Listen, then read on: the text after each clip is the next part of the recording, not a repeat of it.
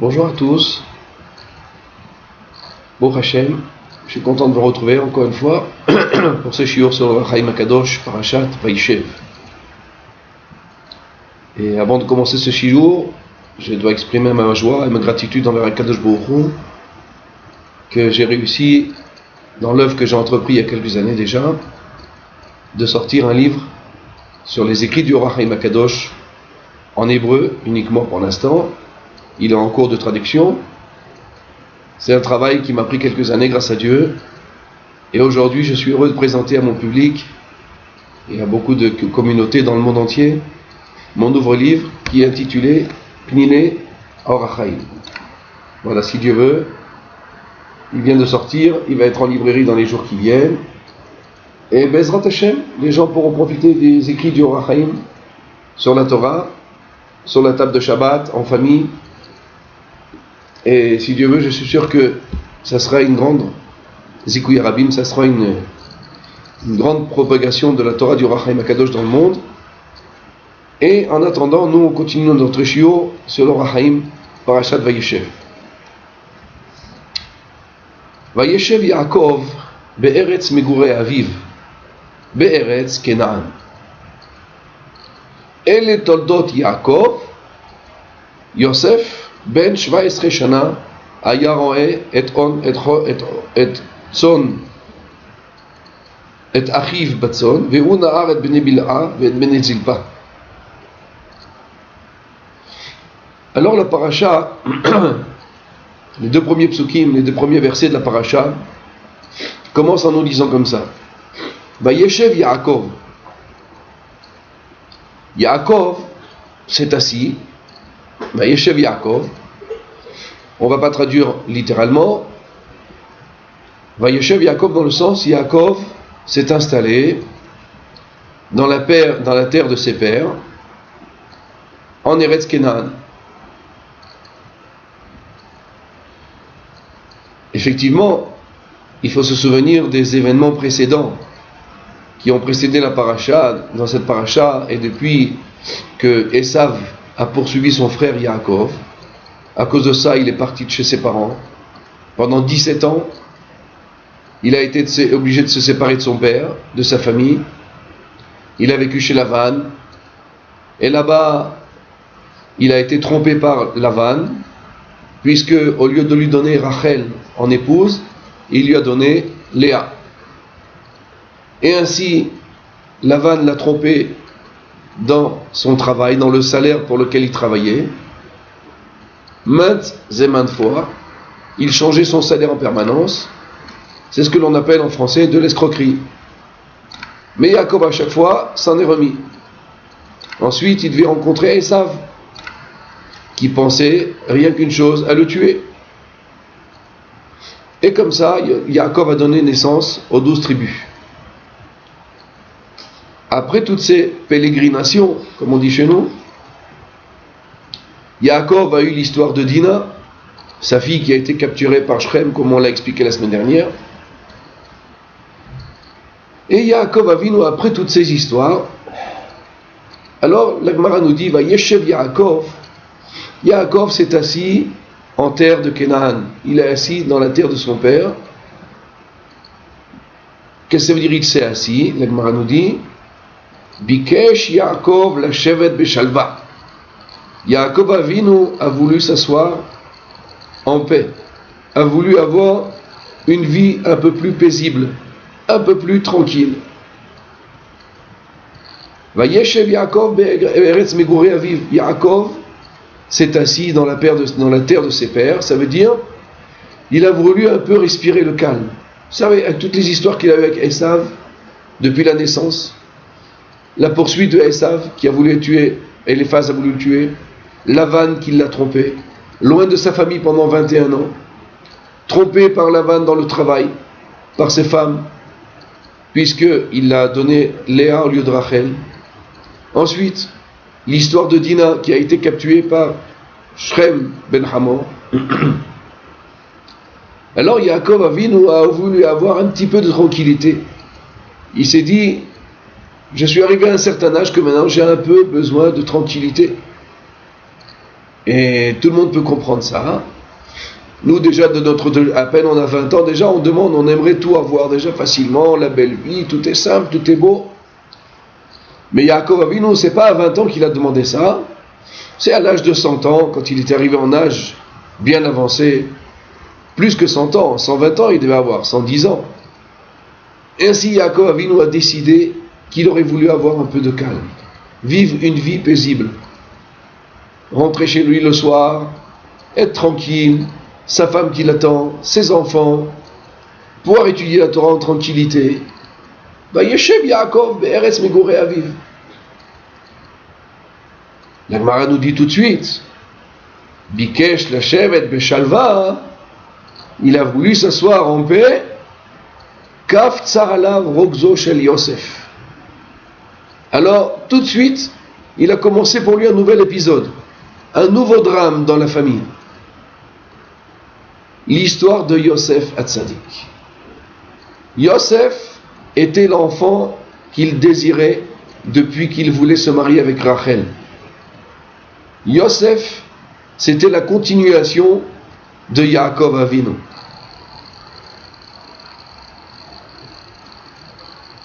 Malheureusement, Yosef, qui était, on ne va pas dire le fils préféré de Yaakov, parce qu'on ne peut pas dire comme ça sur un tzaddik. Bien qu'il lui a fait une cotonnette passim, il lui a fait un vêtement d'honneur, il lui a donné un vêtement qui le rendait plus honorable que tous les autres, ses frères. D'ailleurs, on l'expliquait une fois, en vérité, Yosef, c'était le véritable fils aîné de Yaakov, et non Réhouven. Pourquoi? Parce que la première pensée de Yaakov était pour Rachel. Et lorsque Lavan l'a trompé, il lui a donné Léa, alors c'est comme si sa pensée était pour Rachel et non pour Léa. Donc lorsque Réhouven est né de Léa, en vérité, c'était en vérité Yaakov désirait Yosef. C'était le désir de Yaakov, c'était Yosef. Ce n'est pas le moment de se rallonger sur ce sujet. On y arrivera dans une paracha qui s'appelle Parashat Vayechi. Là-bas, on développera un peu plus ce sujet. Que la pensée d'un homme, au moment de la conception des enfants, crée comme ça l'enfant. Suivant la pensée des parents au moment de la conception, comme ça les enfants vont naître. Donc on voit que la pensée était pour Yaakov que c'était avec Rachel qu'il était ce soir-là. Donc lui, il voulait un enfant de Rachel, et cet enfant de Rachel s'appelait Yosef. Donc Yosef, cet enfant tellement désiré, après autant d'années qu'il a travaillé 14 ans chez Lavan, et Rachel n'avait pas d'enfant, et il a fallu encore beaucoup de miracles et beaucoup de tfilotes afin qu'elle ait un enfant, Yaakov a décidé, il a voulu s'asseoir tranquille, a voulu une vie paisible. Tout de suite, Kaf tsa'alav rogzo shel Yosef. Alors tout de suite, Akadosh Baruch Hu ne l'a pas laissé tranquille, et il lui a envoyé un nouveau souci dans la vie. Et pas un petit souci, un grand souci. Yosef. Qu'est-ce qui s'est passé avec Yosef? Premièrement, du fait que Yaakov lui a cousu un vêtement, Ktonet Passim, un vêtement fait de rayures, qui voulait dire à ses frères que Yosef était préféré à son père Yaakov. D'ailleurs, la Gemara elle dit Leolam lo yishane Adam ben abanim. Un homme jamais ne doit faire de différence entre les enfants. Ça veut dire un homme ne doit jamais, chas v'shalom, ressentir dans son cœur une préférence pour un de ses enfants plus qu'à un autre. Chas v'shalom. D'où est-ce qu'on apprend de Yosef? Yaakov Avinu lui a fait un beau vêtement et il n'a pas fait la même chose à ses frères. À cause de cela, les frères de Yosef, les 11 frères de Yosef, l'ont haï. Et vous allez voir, on va le voir par la suite, que cette haine a entraîné une histoire extravagante, une histoire terrible pour Yosef. Et pour Yaakov lui-même. puisque de cette histoire il en est sorti que les frères, par la suite, toute la paracha, vous allez lire la paracha de vous-même, à cause de ça les frères ont haï Yosef et ils ont attendu le moment propice afin de se débarrasser de lui. Et qu'est-ce qui s'est passé? Yosef a été vendu aux Midianim, les Midianim l'ont vendu aux Ishmaélim, et Yosef est descendu en Égypte. Yosef séparé de sa famille pendant 17 ans. En Égypte, il est devenu ce qu'il est devenu. Il a eu, après l'épreuve avec la femme de Potiphar, son patron,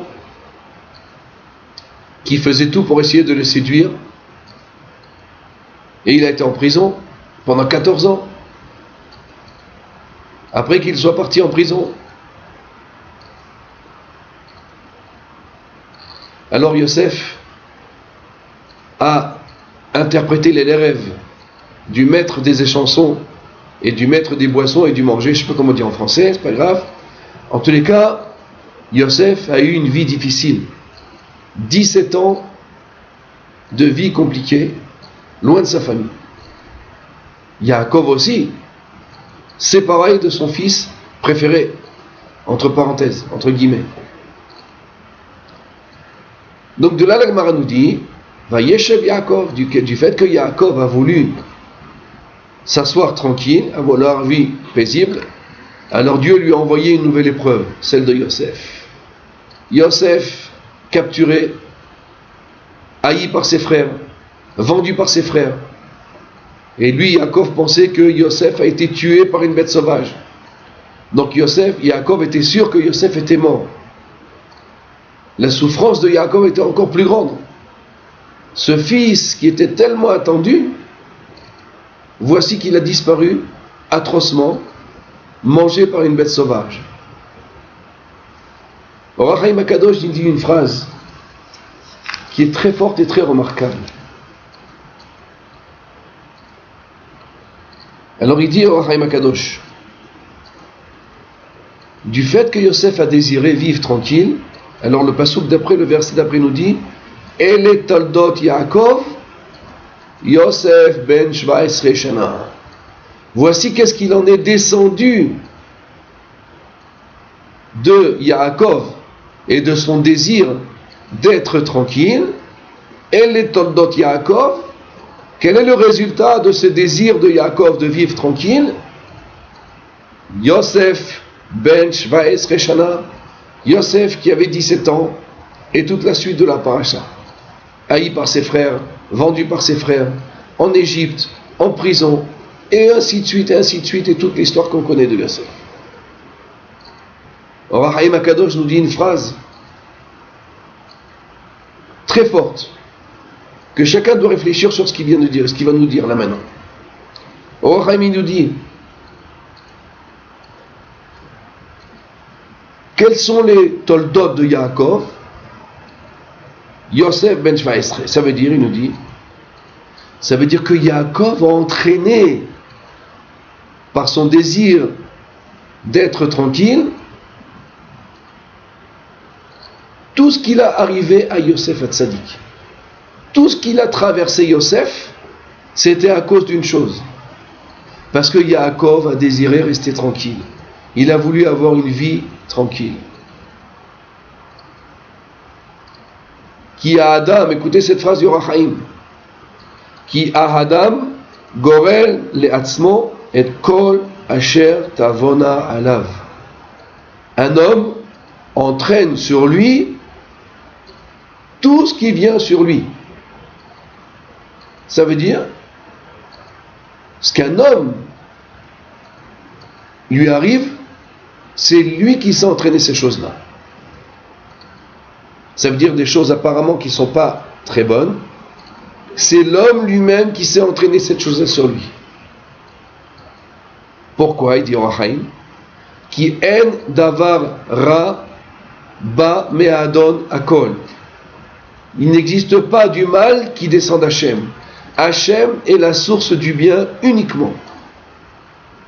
Et si la personne elle a du mal, c'est pas Hachem qui lui a envoyé ça.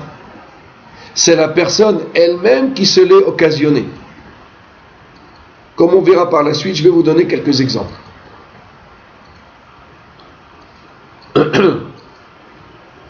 Cette phrase Yor HaChaim, elle est foudroyante.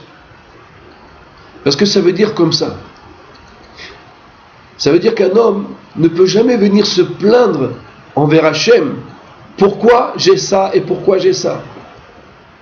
Or HaChaim nous dit ici, quand un homme lui arrive quelque chose de mal, c'est lui-même qui se l'est entraîné par lui-même. Adam gorem le'atzmo et kol asher tavona elav. Ça veut dire un homme s'est entraîné sur lui tout ce qu'il s'est entraîné à cause de, on verra par la suite, ou par ses marchavot, des pensées qu'il a, ou bien avec des paroles qu'il aurait dit, ou bien avec des pensées, ou bien avec des actes qu'il aura fait. Ça veut dire la pensée d'un homme, la parole d'un homme et l'action d'un homme. C'est comme ça qu'un homme construit sa vie. Dans la Chassidoute, on dit, si tu penses bien, alors tu auras du bien. Si tu penses mal, tu vas t'entraîner du mal. Tu vas parler du bien, tu vas t'entraîner du bien. Tu vas parler mal, tu vas t'entraîner du mal. Tu vas faire une mauvaise action, tu vas t'entraîner sur toi des mauvaises choses. Tu vas faire des bonnes actions, tu vas t'entraîner sur toi le bien. C'est Klal Gadol, c'est une généralité dans toute la Torah. Pensez bien. On va prendre ce petit exemple. Lorsqu'un homme pense bien, alors sa vie devient un Gan Eden. Sa vie n'est plus un enfer comme il le croyait jusqu'à présent, puisqu'il inverse toute sa marchava que dans le bien. Un homme parle bien, il s'entraîne sur lui le bien. Une fois, quelqu'un m'a montré, c'est une expérience qui a été faite dans un pays étranger, je ne sais pas où c'était, qu'ils ont prouvé que quand un homme parlait à de l'eau ou parlait à une plante, alors même la plante, elle ressent quand quelqu'un lui parle correctement.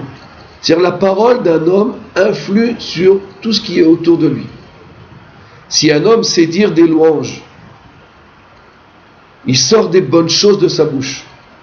Les gens qui sont autour de lui sont influencés par la bonne parole qui sort de lui.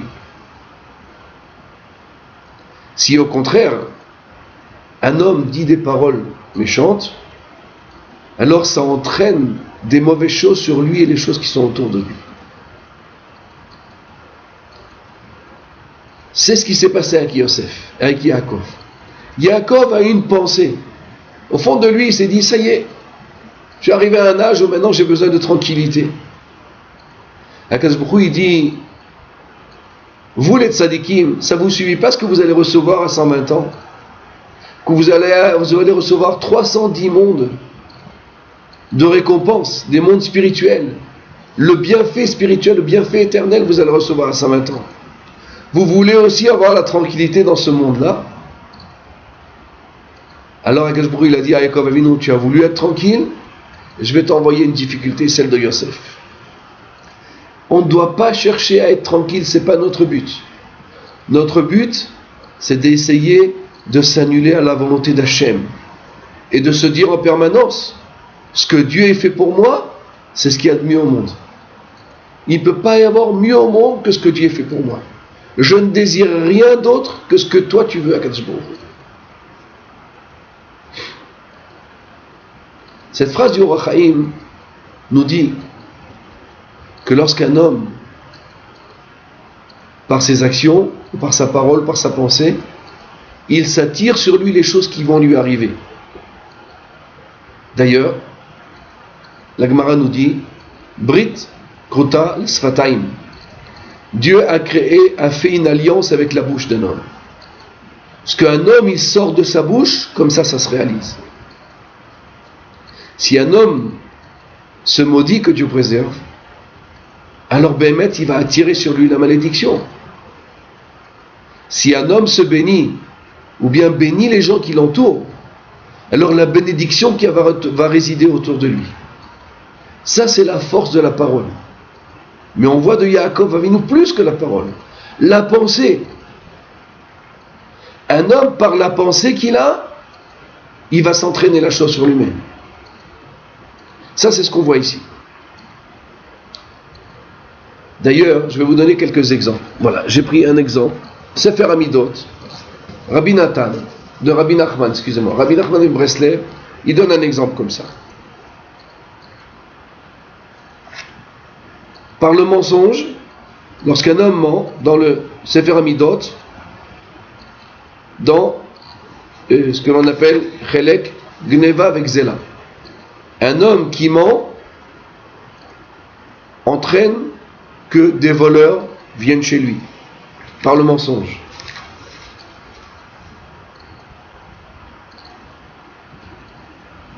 Deuxième phrase de Rabbi Nachman dans Sefer Amidot. Les enfants sont shotim, sont bêtes, ça veut dire les enfants ne sont pas intelligents, les enfants d'un homme, lorsque leur père est coléreux. La colère du père entraîne sur les enfants ce que ça va entraîner, que les enfants ne seront pas brillants en Torah, ne seront pas brillants dans leur vie, à cause de la colère d'un homme. Un autre exemple. Par la colère d'une femme, ça entraîne qu'elle aura des difficultés pour enfanter. La colère d'une femme entraîne la difficulté d'enfanter. Donc le contraire, une femme qui est joyeuse, qui ne se met pas en colère, qui accepte la volonté de Dieu telle qu'elle est, alors son enfantement se fera facilement. Troisième exemple. Quatrième exemple. Al yedei akpada en shalom. Lorsqu'un homme est pointilleux sur ce qu'on lui fait, il est makpid sur ce qu'on lui fait. Ça veut dire il ne sait pas passer la mesure, il ne sait pas fermer, arrondir les angles. À cause de ça, il n'y a pas de shalom dans sa maison. Un autre exemple. Al yedei lashon hara en la adam cheshek lilmod. Lorsqu'un homme fait du lashon hara, alors cet homme-là n'a pas de désir d'étudier la Torah. Donc on voit que la parole d'un homme, c'est ce qui entraîne comment sa vie va se tourner. Il n'aime pas étudier la Torah, donc il s'égare du bon chemin, lashon hara. Un autre exemple, et on va terminer par cet exemple. Ein ha'osher mitkayem mipnei she'en merachamim al habriot. La richesse d'un homme ne lui reste pas entre les mains. Pourquoi? Parce que la personne ne prend pas pitié des créatures. Un homme qui n'a pas pitié des créatures, sa richesse ne reste pas entre ses mains. Encore un autre exemple. On va terminer par celui-là. Pachad ba al yedei kaas.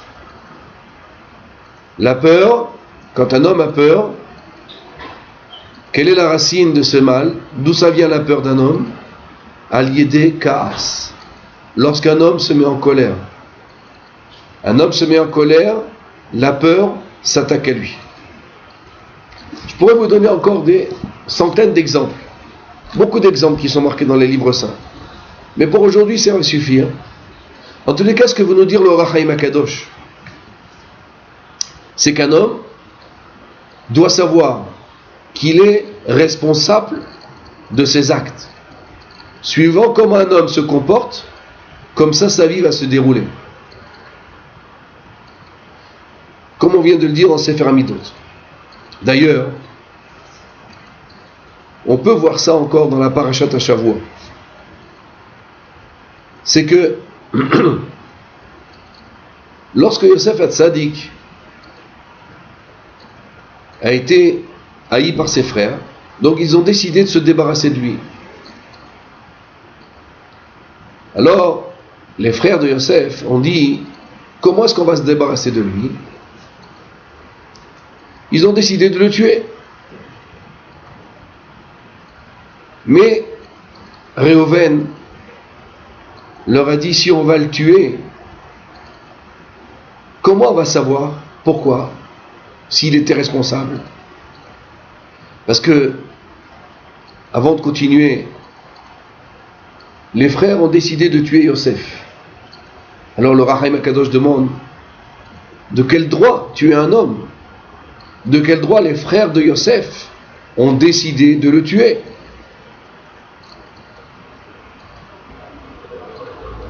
Alors Rahaim Akadosh nous dit comme ça, il y a une halakha, il y a une loi dans la Torah, dans les faux témoignages. Quelqu'un qui fait un faux témoignage, ce qu'on appelle en hébreu Ed Zomem, un témoin qui a été contredit. Alors la Torah nous dit, Ve'asit alo kasher zamam la'asot.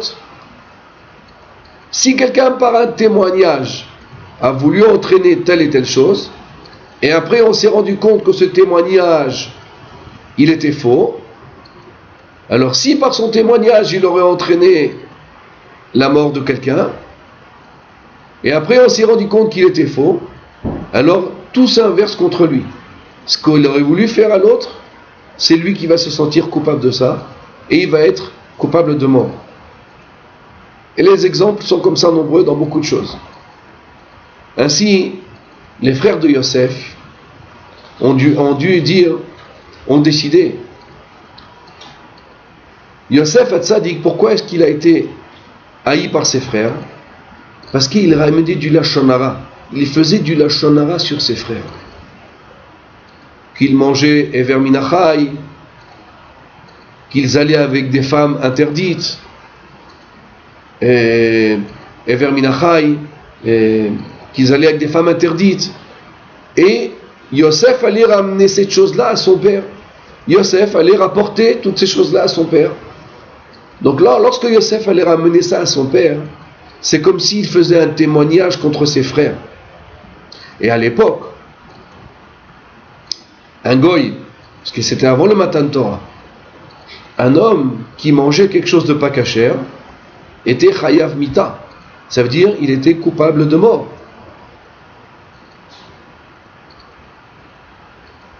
Ça veut dire que Yosef Hatzadik, lorsqu'il a été voir son père pour dire que ses frères mangeaient Ever Minachai, ou bien qu'ils allaient avec des femmes étrangères, c'est comme si Yosef a voulu entraîner que ses frères étaient coupables de mort. Alors ses frères, ils ont dit, le din de Torah, il est que suivant ce que Yosef a voulu nous entraîner, puisque c'est un faux témoignage, parce que Béhémet, on ne mangeait pas, on n'a jamais mangé Ever Minachai, on n'a jamais été avec des femmes interdites, du fait que Yosef a fait ce lashon hara, donc il a voulu entraîner la mort de ses frères. Pour cette raison-là, les frères ont dit, puisque c'est comme ça, on doit le tuer. Donc c'est pour ça que ses frères ont voulu le tuer. Seulement, du fait qu'il n'y avait pas de témoignage, il n'y avait pas un témoin pour contredire Yosef Hatzadik. Donc dans le Bet Din d'en bas, on ne pouvait pas le tuer. Alors vient Réhouven et il intervient. Il dit à Réhouven, vous savez quoi? Je suis d'accord qu'il est chayav mita, il n'y a pas de problème. Mais peut-être que non. Parce qu'on n'a pas de témoin contre lui, on n'a pas de témoignage contre lui. Donc vous savez ce qu'on va faire? Au lieu de le tuer de nos propres mains, on va faire autre chose. On va le jeter dans un trou. Et dans ce trou-là, dans ce puits-là, la Torah nous dit, il n'y avait pas d'eau dans ce puits. De là on apprend, de l'eau il n'y avait pas. Aval nachashim et akravim, yeshbo. Mais des serpents et des scorpions, le puits était plein de scorpions et de serpents. Donc Réhouven il a dit à ses frères, si on va le tuer, on ne saura jamais la vérité, si Yosef était coupable de mort ou non. Par contre, si on le jette dans le puits avec les serpents et les scorpions, et malgré ça, il va revivre, ça veut dire que Dieu ne voulait pas qu'on le tue. Et si Dieu a décidé de le tuer, alors le serpent ou le scorpion va le mordre et il va mourir de cette mort-là. Pourquoi? Le Rahaïm explique pourquoi. En quoi le fait que nous on le tue, ça va rien prouver, et en quoi le fait qu'un serpent va le tuer, ça va oui prouver. Il dit au Rahaïm Akadosh une phrase que tous les Mefarshim, tous les explicateurs de cette Torah versent de l'encre pour essayer de comprendre cette phrase du Rahaïm. Parce que c'est une phrase qui apparemment contredit beaucoup de choses dans la Emouna. Le Rahaïm dit comme ça: si nous, ses frères, on va le tuer, on ne saura jamais si Yosef était coupable de mort. Pourquoi? Parce que du fait que l'on est des hommes, du fait que l'on est des êtres humains, on a ce que l'on appelle le libre arbitre. Quel est le libre arbitre? Dieu peut donner la possibilité à un homme de tuer quelqu'un ou de faire du mal à quelqu'un, même si ce n'est pas décrété dans le ciel. Même s'il n'y a pas un décret sur cet homme-là de mourir, ou bien de recevoir un nezek, ça veut dire d'être endommagé par quelqu'un, Dieu a donné le libre arbitre à l'homme de faire même quelque chose que Dieu n'a pas décidé. Ça, c'est le libre arbitre. Le libre arbitre, il va à un tel point qu'un homme peut faire quelque chose même si Dieu ne l'a pas décidé.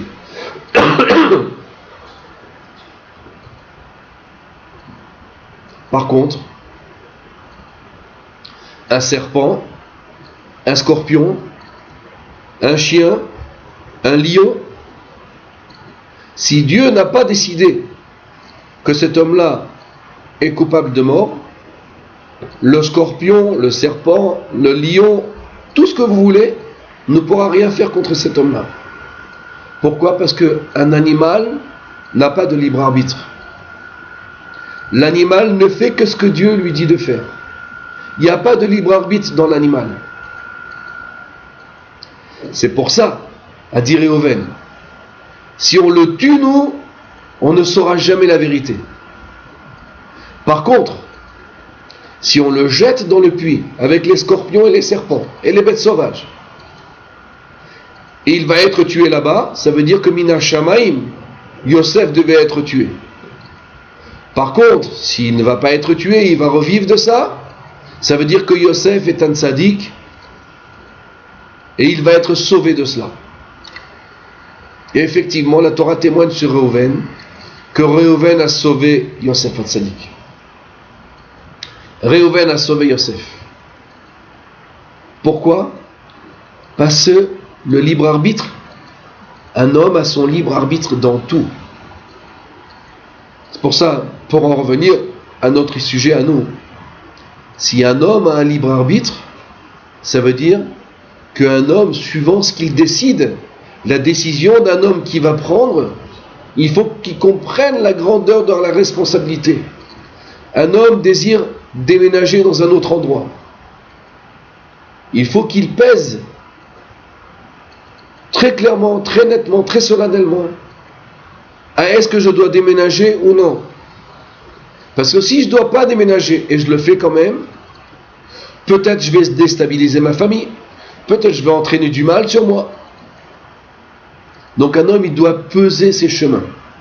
Un homme doit toujours peser les chemins qu'il prend. Pourquoi? Parce que du fait, j'ai le libre arbitre. Donc des fois, je peux faire quelque chose, bien que Dieu ne voulait pas que je fasse cette chose-là.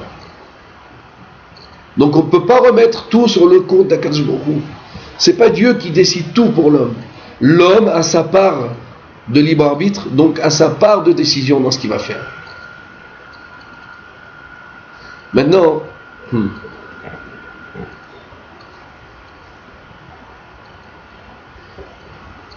si malgré tout ça, un homme a pris toutes ses précautions, il a demandé des brachot au tzadikim, il a demandé des conseils. Et il a fait la chose qu'il voulait faire.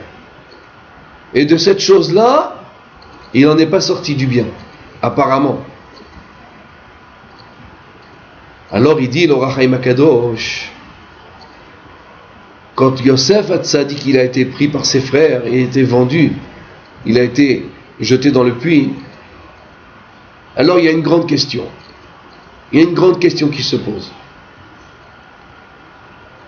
Lorsque ses frères ont haï Yosef Hatzadik, donc ils l'ont délaissé. Et Yaakov Avinu, il a su ça. Il a su que ses frères haïssaient Yosef. Alors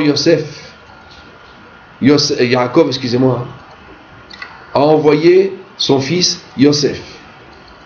Il a dit à Yosef, Lech na'oreh, va voir et shlom achecha, va essayer de faire le shalom avec tes frères.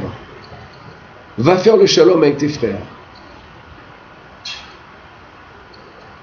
Alors Yosef est parti à Shrem et il a cherché là-bas ses frères, il ne les a pas trouvés. Lorsqu'il ne les a pas trouvés, il a rencontré un ange en chemin et il lui a dit, Yosef a demandé à cet ange-là, Gabriel, il lui a dit, où sont mes frères? Peut-être tu as vu mes frères? Alors l'ange lui a répondu, c'est pas un ange, c'était un homme, mais en vérité c'était l'ange Gabriel. Cet ange a répondu à Yosef, ils sont partis de la fraternité. Ne cherche pas tes frères, ils ne sont plus tes frères. C'est-à-dire, ils te haïssent. Mais si malgré ça tu veux les chercher, ils se trouvent à Dotaïna, à Dotan. Et Yosef est parti à Dotan. Il est parti Yosef à Dotan pour chercher ses frères. Arrivé là-bas, ses frères l'ont pris, ont voulu le tuer, et toute l'histoire que l'on vient de raconter il y a quelques minutes. Il a été vendu en Égypte, il est devenu esclave, il a été pris en prison pendant 14 ans. Ça veut dire que Yosef a traversé des épreuves très difficiles. Alors il dit, Or HaChaim HaKadosh demande une she'ela, une question extraordinaire.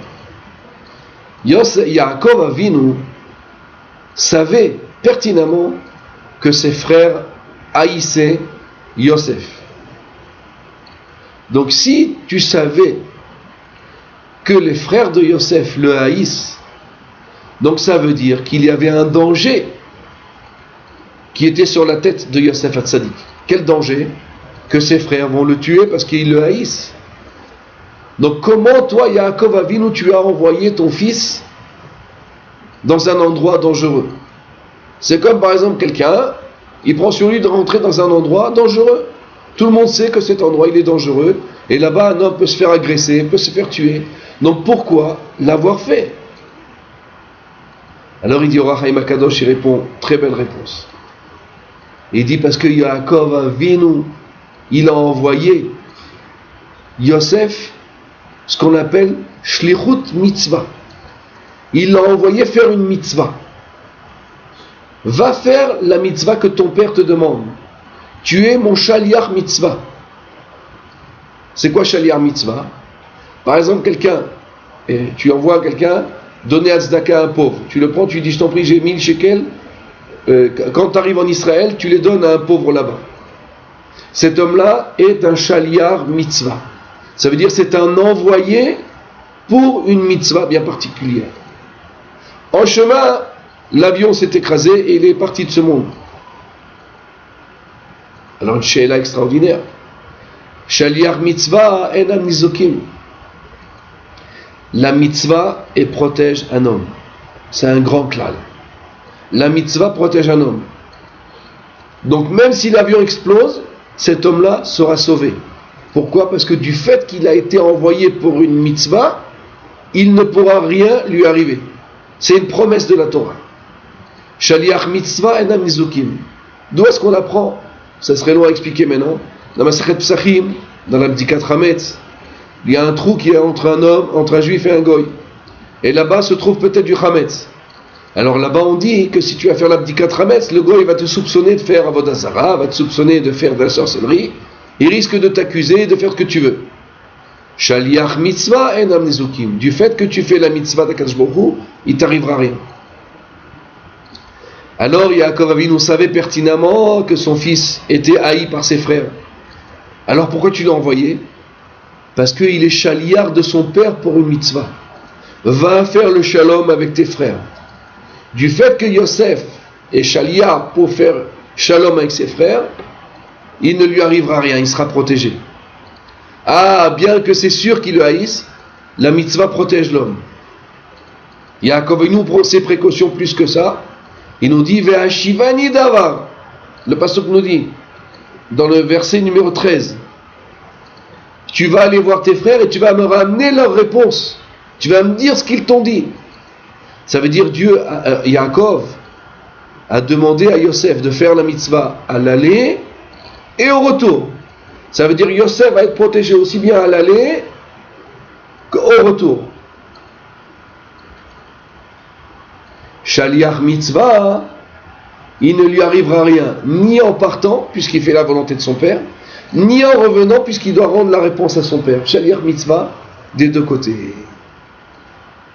Alors il dit, Or HaChaim HaKadosh demande une sheila, si c'est comme ça, si Behemet Yosef, il a été envoyé par son père, donc Shaliach mitzvah, alors comment ça se fait qu'il lui est arrivé tout ce qui est arrivé à Yosef et Tzadik? Jeté dans un puits, vendu en esclave aux Midianim, aux Ishmaélim, vendu en esclave aux Égyptiens, en prison à cause de l'histoire de Potiphar, en prison pendant 14 ans, loin de son père, loin de sa famille, 21 ans. Une question très forte. Donc Yosef, apparemment, n'a pas été protégé par la mitzvah.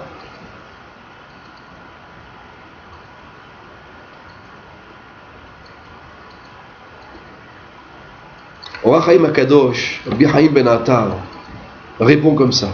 Deux réponses. Je ne vais pas vous les dire dans l'ordre, dans l'ordre, un autre ordre que l'Or HaChaim a dit. Première réponse, Yosef a fait la shlichut de son père, il a été jusqu'à Shrem. Il n'a vu que ses frères n'étaient pas là-bas. Il a continué jusqu'à Dotan, puisque l'ange Gabriel lui a dit, tes frères ne sont pas à Shrem, ils sont partis de là, ils sont partis à Dotan. Ça veut dire que son père lui a envoyé lui à Shrem pour demander des nouvelles de son frère. Mais Yosef a fait plus que ce que son père a demandé. Il est continué jusqu'à Dotan. Alors à ce moment-là, il dit au HaChaim HaKadosh, Yosef a changé la volonté de son père. Du fait qu'il a changé la volonté de son père, donc dès qu'il est arrivé à Dotan, il n'est plus l'envoyé de Yaakov Avinu. C'est comme s'il s'est défait de la shlichut de son père, il a commencé un nouveau chemin. Ça veut dire qu'il a fait autre chose que ce que son père a voulu. Donc ça veut dire la mitzvah ne le protège plus. Premièrement. C'est pour ça qu'il lui est arrivé tout ce qui lui est arrivé. Par contre, deuxième réponse, Or HaChaim HaKadosh nous dit comme ça. Que quelle est ta question à toi? S'il était l'envoyé de Yaakov, pourquoi est-ce qu'il lui est arrivé toutes ces histoires qui lui est arrivées? Donc s'il lui est arrivé tout ce qui lui est arrivé, apparemment la mitzvah ne l'a pas protégé. Écoutez ce qu'il dit au HaChaim HaKadosh, je vais vous le dire dans les mots. Yesh lomar, shenezek, shetachlito hatava, u'ma'ala gdola, eino chashuv nezek. Ça veut dire que nous on a dit que ce qui lui est arrivé, vendu aux esclaves, en Égypte, et roulé, donc il lui est arrivé que des malheurs à Yosef. Il dit au HaChaim HaKadosh, non, pas du tout. Si tu vois qu'aujourd'hui c'est mal, c'est vrai c'est mal maintenant, mais il faut voir la fin du film. À la fin, qu'est-ce qu'il en est arrivé à Yosef Hatzadik? Il est devenu Mishneh Lamelech, il est devenu l'homme le plus important de l'Égypte, en dessous de Pharaon, à un tel point que Yosef a dit à ses frères que j'ai été envoyé en Égypte afin de vous nourrir, afin de préparer la galoute de 210 ans d'esclavage que les Bnei Israël vont supporter. Si Yosef Hatzadik n'était pas parti en Égypte préparer le terrain pour ses frères, il n'aurait jamais supporté. Jamais il n'aurait l'Isrod, jamais il n'aurait surmonté la difficulté de l'Égypte. Alors il dit au Rachaim Akadosh une réponse extraordinaire. Une réponse extraordinaire. Une réponse de Emouna. Toi tu dis qu'en vérité Yosef a été endommagé. Au Rachaim Akadosh, non, il ne faut pas regarder comme ça. Il ne faut pas regarder maintenant il est en Égypte, il est en esclavage, c'est pas vrai. Regarde la fin, comment ça s'est terminé la fin? Il est devenu le roi de l'Égypte. Il a nourri ses frères qui étaient en Égypte. Il a préparé l'exil de ses frères. Donc en vérité, Yosef, qu'est-ce qu'il a fait toute sa vie? Tout ce qu'il a supporté en vérité, c'était pour le bien ou pour le mal? Pour le bien. Donc même maintenant, c'est difficile. C'est vrai que tu passes une période difficile maintenant. Mais par la suite, tu vas te rendre compte que c'était pour le bien que tu as eu tout ça. Donc la mitzvah que son père l'a envoyé faire le shalom avec ses frères, l'a protégé Yosef Hatzadik. L'a protégé et c'est grâce à ça qu'il est devenu le roi d'Égypte. Donc vous comprenez, un homme ne doit jamais regarder « Ah, ma vie elle n'est pas bien, ma vie elle est dure ». Ne regarde jamais comme ça. Parce que tu ne peux pas savoir qu'est-ce que ça va être dans quelques années. Qu'est-ce qui va sortir de toi. Des fois un homme doit traverser des difficultés. Et lorsqu'il a fini de traverser ces difficultés, à la fin, il se rend compte, mais c'était pour mon bien. D'ailleurs, lorsque les frères de Yosef ont été en Égypte, sont descendus en Égypte, Yosef Hatzadik a dit à ses frères, Atem chashavtem alay lera'a, Elohim chashava letova. Vous avez voulu dans le mal, vous avez voulu me punir, vous avez voulu me tuer, vous avez voulu que j'arrive à m'oublier, et ainsi de suite. Mais Hachem, il a pensé tout ça pour le bien. C'est ce que l'on a dit au départ. Il n'y a pas de mal qui sort d'Hachem. Le mal ne sort pas d'Hachem. Le mal sort de l'homme. Si un homme se prend en main, si un homme repousse le désespoir, repousse le mal, et il dit dans sa tête, tout ce que Dieu a fait, c'est Akol et Tova, à la fin, la personne va ouvrir ses yeux, elle va dire, Behemet, c'était Akol et Tova. Ça, c'est Yosef Hatzadik. Ça, c'est ce que le Rachaim Akadosh nous apprend ici. Il faudra encore rallonger encore un petit peu. C'est peut-être ça l'histoire de Hanouka. Hanouka, et ça, c'est une phrase de Rabbi Nachman dans l'Ikutei Moharan, dans la Torah numéro 17. Lorsque une nation empêche le juif de faire la Torah et les mitzvot, comme à Hanouka, ils nous ont demandé les Chalel et les Shabbat, de ne plus faire la Brit Mila des enfants et de ne pas respecter Rosh Chodesh. Lorsqu'on empêche le Ham Israël de faire Torah et mitzvot, alors ce bien-là, ce Tov, Kavush Etzlam, c'est comme s'ils ont conquéri le bien et ils l'ont étouffé. Ils veulent étouffer ce bien. Il y a du bien dans le monde. Il y a Shabbat, il y a Rosh Chodesh, il y a Brit Mila.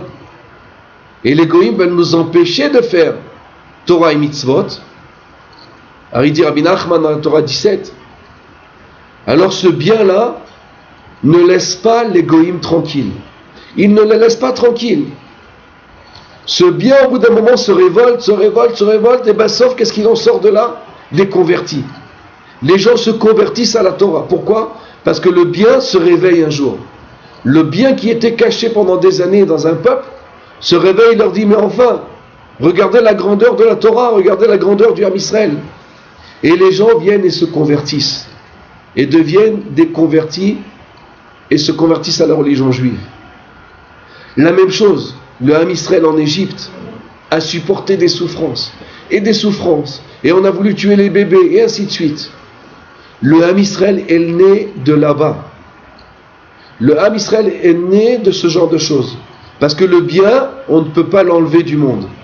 On peut l'étouffer pendant une certaine période, mais au bout d'un moment, ce bien va ressortir à l'extérieur. Ce bien va donner naissance à un peuple. Le peuple d'Israël est descendu de là, par le fait que Pharaon a décrété sur nous tous les décrets. Et à ce moment-là, Dieu a eu pitié de ce peuple, et il les a fait sortir d'Égypte. La sortie d'Égypte. Le peuple juif est descendu de ces choses-là. Or Haïm Akadosh plusieurs fois le répète dans la paracha, que des fois, lorsqu'on souffre avec une nation veut nous empêcher de faire Torah et Mitzvot, ce bien au bout d'un moment se réveille et devient déconverti. Les gens se convertissent à la religion juive et reviennent vers Hachem et reviennent dans le droit chemin. Et ainsi, pour terminer, c'était l'histoire de Dina, comme je vous ai raconté la semaine dernière. Dina a été capturée par Shrem. Et donc Dina, c'est le bien. Dina, c'est la Neshama qui représente Yaakov Avinu. Et elle a été prise par Shrem. Ça veut dire il a capturé le bien, il a voulu l'emprisonner. La Torah nous dit qu'il en est sorti de là Rabbi Hanania ben Teradion, Tana Kadosh. Un Tana est sorti de cette histoire-là. Pourquoi? Parce que le bien, on ne peut jamais le faire oublier, jamais. On peut l'empêcher de se développer, mais au bout d'un moment, il explose et les gens se convertissent. Le bien ressort à la surface à tout jamais. Ça, c'est les lumières de Hanouka. Le Ham Israël a supporté. On voulu nous empêcher de faire la Torah. Shabbat, Rosh Chodesh, Brit Mila. Qu'est-ce qu'il en est sorti de là? La fête de Hanouka. Et c'est quoi particulièrement la fête de Hanouka? C'est que les tzadikim de l'époque ont dévoilé que les jours de Hanouka, ce sont des jours de remerciement. Puisque les Chachamim ont décrété que pendant 8 jours, on doit faire le Hallel Shalem, le Hallel total, pendant 8 jours. Pour nous enseigner que les jours de Hanouka, ce sont des jours de remerciement. Donc pour terminer ce shiur aujourd'hui, puisque c'est Hanouka, ce Shabbat, c'est Shabbat si Dieu veut. Alors pendant ces 8 jours de là, on va prendre sur nous de faire jour après jour le Hallel à la Tfila, c'est évident, mais de faire les remerciements, remercier Hachem pour la vie extraordinaire qu'il nous donne, en tant que Ham Israël en général, et chacun particulièrement dans sa vie. Chacun les délivrances qu'il a eues, le travail qu'il a, la santé qu'il a, la femme qu'il a, les enfants qu'il a, et ainsi de suite, d'avoir fait tchouva, d'être venu dans la Torah de Shah. Tout ça, c'est le bien qui était caché.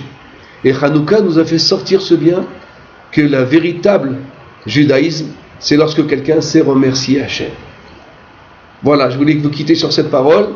Encore une fois, je remercie Akadosh Baruch Hu pour m'avoir donné le zchut de faire le livre que je vous ai dit sur l'Orach Haïm Akadosh, Pnine Orach Haïm, Bezrat Hachem. Ce livre est en vente dans toutes les librairies juives, en France, en Israël, aux États-Unis, au Canada, Bezrat Hachem. Vous voulez me contacter pour avoir plus de détails sur le livre, pour le faire expédier, vous pouvez me téléphoner au 052 636 7074. Voilà, c'est une grande joie pour moi de vous avoir annoncé cette nouvelle. Et on se retrouve Bezrat Hashem au prochain shiur. Shabbat Shalom ve Chanukah Sameach à tout le monde.